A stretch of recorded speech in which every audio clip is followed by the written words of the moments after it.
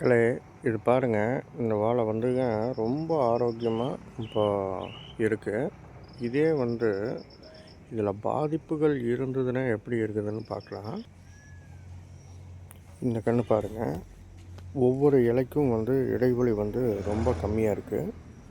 So இதுக்கு zinc பற்றாக்குறையினால் இது மாதிரி இருக்குது. இதுலேயும் பாருங்கள், இந்த ஸ்பேஸ் ரொம்ப கம்மியாக இருக்குது. இது மாதிரி குறைபாடு இருந்ததுன்னா அது ஜிங்க் பற்றாக்குறை. பாருங்கள், இந்த 3 வாழையுமே ஜிங்க் பற்றாக்குறை தான் காரணம். இதுக்கு நம்ம நுண்ணூட்டச்சத்து நெட்சர்ஃபில் ஜிங்க் இருக்குது.